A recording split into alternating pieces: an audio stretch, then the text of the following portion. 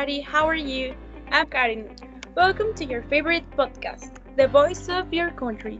Today, we are going to talk about one of the most tolerant countries in the world. Here, I am with Christopher, who is going to help me explain about this incredible country. Hi Karen, how are you today? If you know, in our episode we talk about the news and important events that has transformed many countries of the world and changed the life of a society. So, let's start please. Okay, what do you think about the different concepts that the people gave to the word tolerance? Well, talking about the tolerance of a country. For me, a tolerance in a country is when a society respect and tries to live in a harmony with all the inhabitants and the other countries. Although our different cultures and traditions exist. Oh, okay. Now, very quickly, let's say like a top 5 of the most tolerant countries in all the world. So, in the number 5, we have New Zealand. In the number 4, we have Norway. In the number 3, we have Sweden. And the number 2, oh my gosh, I don't remember. Oh, what's happened to you, Karen? The number 2 is from Finland, and the number 1 is the most important of this podcast, Iceland. And in this episode, we are going to inform you about the last country that we mentioned, Iceland. Yes. First, I can talk about the history of this beautiful country. Well, obviously a short history. Can you tell where is Iceland? How many people live in that country? The country is in the northern Europe and actually they live approximately 3,600 of people. Wow, that's incredible. Few people. It's only the inhabitants that live in a desert. That's true. But well, Iceland has an enormous history. Its first name was Snæland, Land of Snow, conquered by Vikings in 871. In 1281, Iceland was absorbed by the Norwegian kingdom, and in 1397 it was conquered by Denmark. This is known as the Dark Cycle, because there were many events that didn't allow Iceland's economy to raise its head. Wow, that's a very interesting. But if you know about their independence, Honestly, no, I'm not informed about that.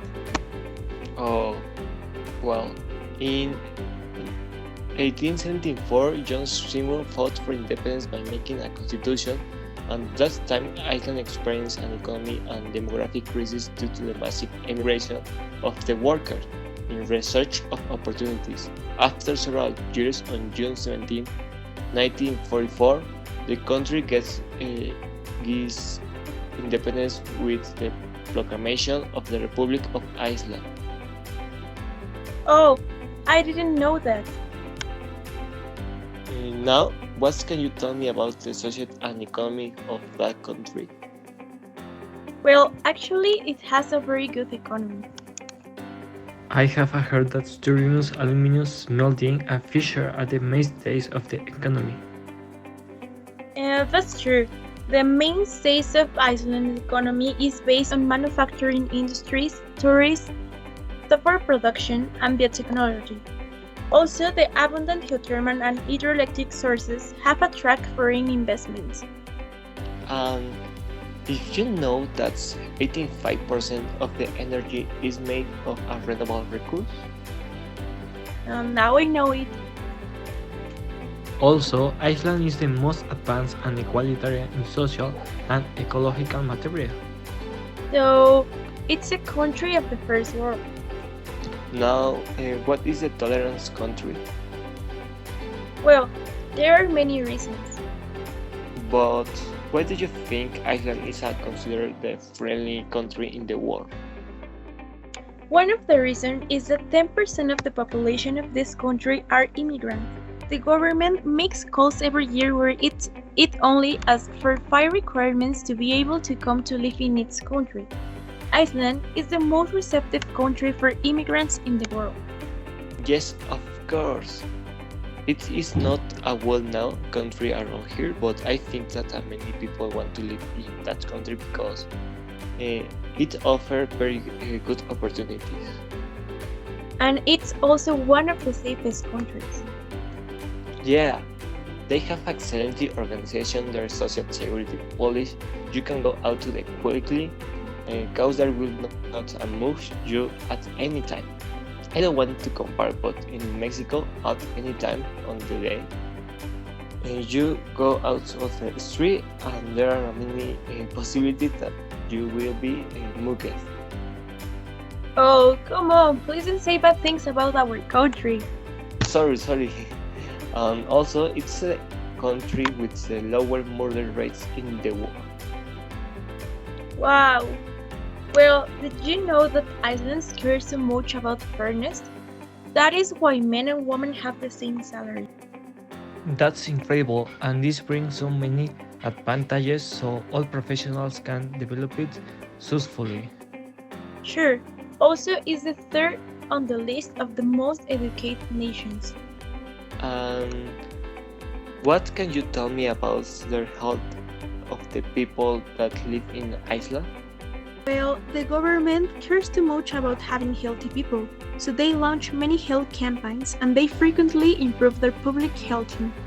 And this obviously helps young people don't get addictions. Honestly, it's incredible the way in which a country takes care of its people. Now, to finish, tell me your opinion about everything we have talked about about this country. In my opinion, it's a very beautiful country in terms of living. If you don't like the people, it's a perfect place to live because it has a small population. It is incredible that there is a equality between with a man and woman. Also, you can safely go out to the street. Also, it has a renewable energies. Also, I suppose that a service such as a water and electronic are free, and the government cares too much about the health of its population. Now, I would love this life. I agree with you. I think that it's a country which offers too many opportunities and a great quality of life. We should give more importance to these nations and not only focus on the better known ones like the United States. I really think that it's a country that gives the full potential of its resources and of their people. Other countries should do it little by little. I love that in Iceland the government cares about the health and safety of inhabitants. I hope one day to visit this amazing country. Just one day. Hope it, but well, now we are at the end of this episode. Thank you, Chris, for joining me in this talk, and I hope all listeners like it. Thank you to you for allowing me to be a part of this podcast. I hope to be in the next episode. Bye, listeners. Of course, Chris. And if you want to continue learning about important aspects of your country, follow us to listen all the episodes in this your favorite podcast, The Voice of Your Country. See you. Bye. I wish to stop.